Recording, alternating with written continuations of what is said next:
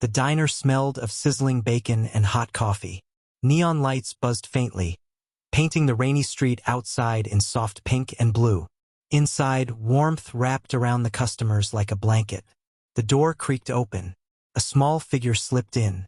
A girl no older than 12. Her hoodie was 2 sizes too big, clinging to her soaked frame. Her shoes squished on the tile. She hugged her stomach, trying to quiet its growls. Sophia, the young waitress with kind eyes, noticed her right away. She walked over gently. "Sweetheart, are you lost?" she asked, crouching. The girl lifted her chin. "My name's Evelyn. I'm not lost. I'm hungry." Her voice was thin, like it might break. "Do you maybe have leftovers? I'll clean dishes. I'll do anything." Before Sophia could answer, a sharp voice cut through. "Hey!" The manager, Greg Harrow, stormed out from behind the counter. His tie was crooked, his eyes hard. "This isn't a shelter." "Out!" Sophia gasped. "She's just a kid. She hasn't eaten." Harrow snapped. "We don't feed strays here. Policy." The word stray stung. Evelyn lowered her gaze, her lip trembling. "I'm sorry," she whispered. Her small voice barely rose above the clinking of cutlery. She turned toward the door. Sophia stepped forward. "Wait!" But Harrow blocked her. "You want to play charity, do it outside. On your own time." The diner grew quiet. A spoon clattered. Customers looked away. Nobody spoke. Evelyn wrapped her arms around herself, as if holding her hunger inside her ribs. She pushed the door open. The bell jingled weakly. Then the rain swallowed her whole. Sophia's hands shook. She wanted to scream, to quit, to run after the girl. But Harrow's cold glare pinned her in place. Tick, tick, tick. The clock above the counter beat louder than her heart. Outside, Evelyn huddled under the awning, staring at the pies behind the glass. Like stars she could see but never touch. Then came a sound. Deep, heavy, low. Not thunder, not traffic. Engines. Several of them. The ground seemed to hum beneath the tiles. Heads turned toward the window. Harrow muttered, "Great. Now a circus." Bootsteps echoed on the wet pavement. Strong. Steady. The bell above the door chimed again. The bikers entered. Hook. What happens when leather, thunder, and compassion meet a rule written in Cruelty? They came in 3 first. Leather jackets dripping with rain. Boots heavy on the floor. Helmets tucked under arms. They carried the storm with them, but their eyes were calm, observant, present. The leader was tall, broad-shouldered, with silver stubble. His vest said Michael. Behind him walked John, scar tracing his jaw like a story untold, and Robert older, with lines carved deep from years of sun and wind. The diner went silent. Forks froze in midair. Michael set his helmet down gently on the counter.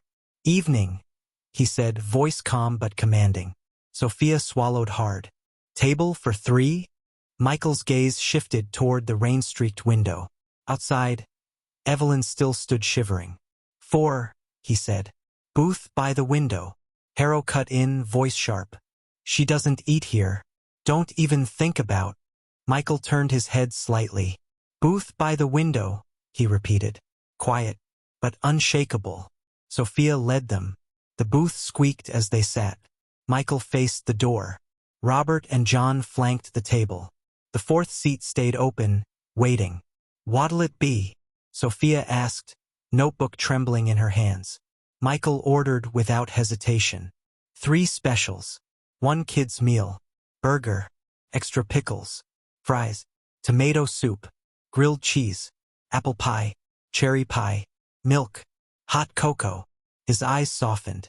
"And make sure the cocoa's hot." Sophia nodded, writing fast. Her heart thudded with hope.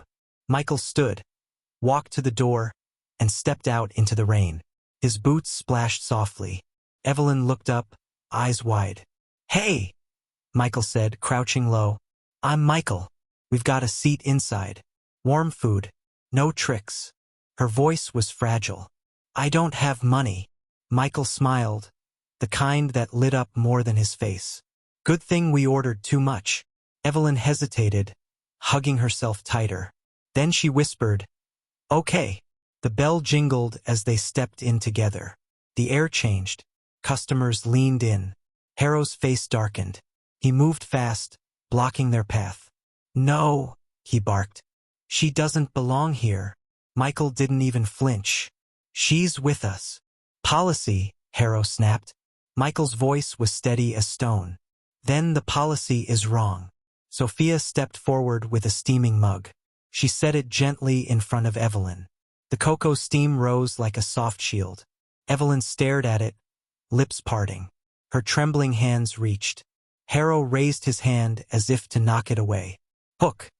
Whose hand decides tonight? The one that pushes away, or the one that pulls closer?" Michael's voice dropped, calm but edged. "Don't." Harrow froze. The diner's air thickened. You could hear the soup bubbling in the kitchen, the hum of the neon, the beating of silence. Evelyn slid into the booth. Her hoodie dripped puddles onto the floor. Sophia placed apple pie in front of her. The crust glistened. "Eat, sweetheart," she whispered. Evelyn hesitated, then took a bite. Her eyes widened. She ate again, faster, as if afraid it would vanish. Harrow crossed his arms. "Sophia, you're done. Clock out after this." Sophia's voice trembled but stood. "I'll finish serving their table." John leaned back, eyes fixed on Harrow. "You ever been hungry?" Harrow scoffed. "I do my job." "That's not what I asked," John said quietly. Robert added, gravel in his voice. "We run charity rides, shelters, coat drives. You wouldn't believe what a hot meal means when the night's too long." Michael's gaze didn't waver. "When I was 16, someone fed me soup when I had nothing. That's why I'm here." The room hushed. Even the rain seemed to listen. Harrow sneered. "Bikers, pretending to be saints." "No," Michael said. "Just neighbors who remember hunger." Sophia brought grilled cheese and tomato soup. The smell wrapped Evelyn like comfort itself. She dipped the sandwich, took a bite, and whispered, "Thank you." The room softened. Even strangers in booths looked moved. A man slid a 5 under his cup, quiet solidarity. But Harrow's face tightened. He hissed, "This isn't a charity house." Then the bell chimed. A man in a dark suit entered. Rain shimmered on his shoulders. His presence filled the room. "Mr. Patel." Harrow rushed over. "Sir, thank God you're here. These people." The owner raised a hand. His eyes narrowed on the scene. Bikers at a booth, a trembling girl, cocoa steaming. His jaw clenched. "What's going on here?" Patel asked. Michael stood slowly. "Sir, may we speak as paying customers?" Hook. When the true owner listens, whose truth will weigh heavier? The manager's rules or the biker's humanity? Harrow talked first. "They're causing trouble. Brought in a street kid. Breaking policy." Michael spoke next. "We ordered. We paid. We asked for kindness." Patel turned to Sophia. "Is that true?" Her voice cracked but steady. "Yes, sir. They were respectful. He refused to let me serve her. He called her a stray." Patel's eyes chilled. He looked at Evelyn. "What's your name, Beta?" "Evelyn," she whispered. "Have you eaten enough?" She nodded shyly. "Yes, sir." Patel's lips pressed thin. He turned to Harrow. "There is no such policy, and there never will be." Harrow's face went pale. "Sir." "Enough," Patel said firmly. Robert leaned in. "Sir, we're Shield and Sparrow. We ride for shelters, schools. We've seen too many nights like hers." Patel's brow lifted. Recognition flickered. "Michael Chan." Michael nodded carefully. "You funded the blankets drive last winter." Quietly. Michael shrugged. "Some things are better quiet." Patel smiled faintly. "And yet loud enough to matter." He faced Harrow. "Office. Now. Suspension pending review." Gasps stirred the room. Harrow's jaw dropped, but he obeyed, storming into the office. Patel turned back. "Sophia, please serve them fully. On the house. And pack food to go." Sophia's eyes brimmed. "Yes, sir." Evelyn clutched her cocoa tighter, as if afraid it might vanish with the moment. Then, "Mom!" The bell jingled. A woman rushed in. Damp hair, tired eyes, clothes worn from work. She froze, scanning the diner. "Evelyn! Mom!" Evelyn ran into her arms. Emma dropped to her knees, hugging her so hard she trembled. Emma looked up, tears running. "I was so scared, thank you." Michael nodded. "She's safe now." Patel stepped forward. "Do you need work?" Emma blinked, stunned. "Yes. Mornings. Front counter. Training provided," Patel offered warmly. "Sophia will guide you."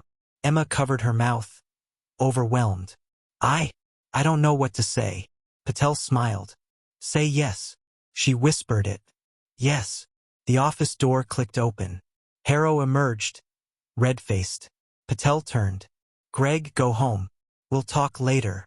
The diner exhaled relief. Forks clinked again. But something in the air had shifted.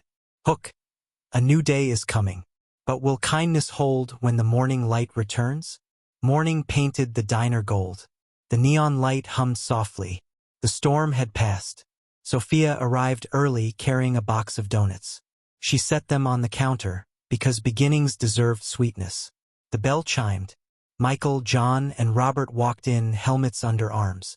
"Groceries," Michael said, placing bags down. "For Emma and Evelyn." Sophia smiled through tears. "You're incredible." "We're just neighbors," John said. The bell jingled again. Emma entered, apron in hand, nervous but smiling. Evelyn skipped in beside her with a new backpack. "Ready?" Sophia asked. Emma laughed nervously. "Terrified." "That's how you know it matters," Sophia said, tying her apron. Patel arrived, nodding proudly. The morning rush began. Coffee poured. Plates clattered. Emma found her rhythm. Evelyn sat at the counter doing homework with a glass of milk. The bikers watched from their booth, protective but proud. Then the door opened again. Harrow stepped in, hat in hand, his voice low. "I came to apologize. To Evelyn. To her mom. To you, Sophia. I forgot the place is the people." Silence. Careful. Waiting. Evelyn looked up at her mom. Emma gave a small nod. Evelyn slid off the stool and stood before Harrow. Her voice was steady. "I forgive you, but you have to do better." Harrow's face softened. He nodded. "I'll try." Patel stepped out of the office. "Greg, if you mean it, you can work in the back. No customers. Training. 1-month review." Harrow swallowed. "Thank you." And for the first time, he meant it. The diner filled with laughter, warmth, and the smell of coffee and pie. Michael stood to leave, helmet under his arm. Next Wednesday, pizza and books for the kids. Same table. Sophia grinned. "I'll bake cookies." "Deal," Robert said, tapping the counter twice. They left, the bell chiming like a promise. The road outside stretched wide, waiting. Evelyn tucked her backpack under her stool, pencil scratching on paper. "Michael says numbers are puzzles with good manners." Sophia laughed. "He's right." Emma poured coffee with a steady hand. A customer asked, "Are you new here?" "Yes," Emma said proudly. "But I've been practicing kindness a long time." By noon, the diner had changed. It wasn't just a place to eat. It was a place where no one was turned away. And sometimes that's enough to change the whole world. Final reflection. If you saw a hungry child at your table, would you follow the rules or your heart?